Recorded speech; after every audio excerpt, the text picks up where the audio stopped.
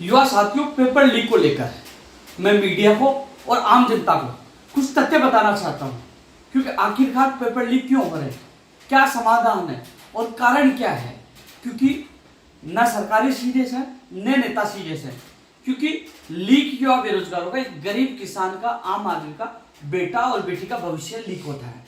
साथियों, आपने देखा होगा जब चुनाव होते हैं एक दिन पहले मतदान केंद्र पर प्रशासन पहुंच जाता है, पुलिस पहुंच जाती है और चाक चौबंद इतना हो जाता है कि वहां परिंदा भी पैर नहीं मार सकता, जब तक वहां से वोटिंग होकर वो पेटी सही सुरक्षित स्थान पर ना पहुंच जाए। आपने देखा होगा परीक्षा केंद्रों पर क्या हालात होते हैं, क्योंकि वहां नेताओं का भविष्य होता है और यहाँ गरीब किसान आम आदमी का बेटा और बेटी का भविष्य होता है। इसलिए वो अपने भविष्य के लिए चाक चौबंद करते हैं, पूरी सुरक्षा रखते हैं, वीडियोग्राफी कराते हैं और यहाँ कुछ भी नहीं किया जाता। वहीं आपने देखा होगा कि आज तक नेताओं के जो चुनाव होते हैं वोटों की पेटी आज तक लीक नहीं हुई, जबकि युवा बेरोजगार किसान आम आदमी का बेटा और बेटी का भविष्य का पेपर की वो पेटी लीक हो जाती है, यानी कि पेपर लीक हो जाते हैं।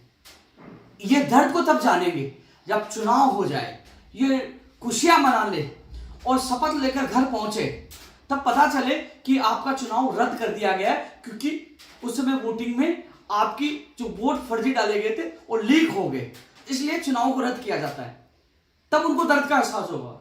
मैं 100% दावा कर सकता हूं, आधे लोग तो हार्ट अटैक से मर जाएंगे और आधे लोग हॉस्पिटल में एडमिट हो जाएंगे, यानी कि हालात गंभीर हो जाएंगे।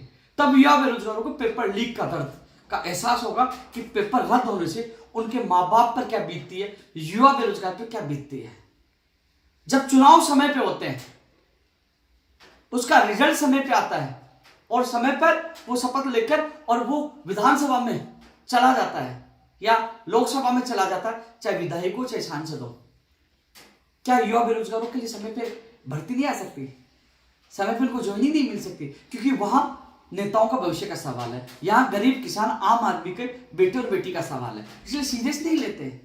आसान शब्दों में कहना आसान है कि हमने अपराधी को पकड़ लिया है और भर्ती रद्द कर दी है, लेकिन उसके पीछे ये नहीं देखते कि वो जो युवा और जो बेटा और बेटी, जो किसान का, आम आदमी, गरीब का परिवार से जो आता है, वो 2 साल से तैयारी कर रहा है, उसका दर्द, उसका वो कर्जा, वो दर्द को नहीं समझ सकते। इसलिए साथियों, नेताओं को जागरूक होना पड़ेगा, सरकारों को जागरूक होना पड़ेगा। एक दूसरे पार्टी पर आरोप लगाने से कुछ नहीं होगा। आप संसद में भी कानून लेके, मैं प्रधानमंत्री जी से अपील करना चाहूंगा और हमारे मुख्यमंत्री जी से अपील करना चाहूंगा, अपराधियों में डर होना चाहिए, उनमें उम्र कैद की सजा का प्रावधान करो, वो सड़े वहां अंदर, बुलडोजर चलाए, संपत्ति जब्त करें, इनकी कमर तोड़नी होगी और इस नेक्सस जो इनका गिरोह बना है उसको खत्म करना होगा। अभियान चलाइए, खत्म करिए जड़ से। ये युवाओं के सपनों को बेच रहे हैं, क्योंकि नेताओं पर, सरकारों पर युवाओं का विश्वास उठता जा रहा है। रोज खबरें सुन सुनकर युवा अवसाद में जा रहा है, परेशान है, दुखी है। इसलिए मैं हाथ जोड़कर मैं पूरे देश के युवाओं की तरफ से मैं अपील कर रहा हूं, प्रधानमंत्री जी से मैं अपील कर रहा हूं, मुख्यमंत्री जी से, कि आप युवाओं का भविष्य बचा लीजिए, क्योंकि गिरोह सरकार से बड़े नहीं होते। सरकार अपने पे आ जाए तो गिरोह को पाताल से ढूंढकर उनको खत्म कर सकती है। तो अब आने वाली भर्ती परीक्षाओं को बचाया जाए, तत्काल राजसुका, राजपासा जैसे कानून भी लगाए, जिससे 12 महीने तक उनकी जमानत नहीं हो।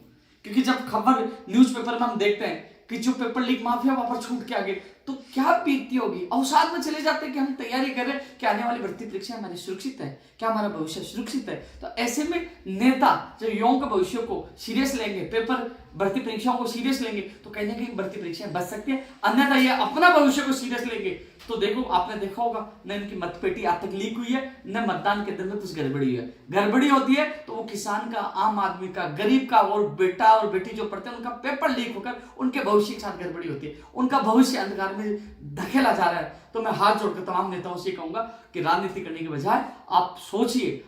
मैं तो ये कहना चाहूंगा, प्रधानमंत्री जी भी सर्वदलीय मीटिंग बुलाए और ये भी मुख्यमंत्री भी सर्वदलीय मीटिंग बुलाए और इस पर विचार विमर्श करके एक मजबूती से पेपर लीक माफिया से लड़े और युवा बेरोजगारों का भविष्य बचाए। और क्योंकि ये माफिया बेरोजगारों का नहीं, ये पूरा प्रदेश और देश की भविष्य खराब कर रहे हैं, युवाओं को एक अंधकार में धकेल रहे हैं। हाथ जोड़कर मैं अपील कर रहा हूं। धन्यवाद।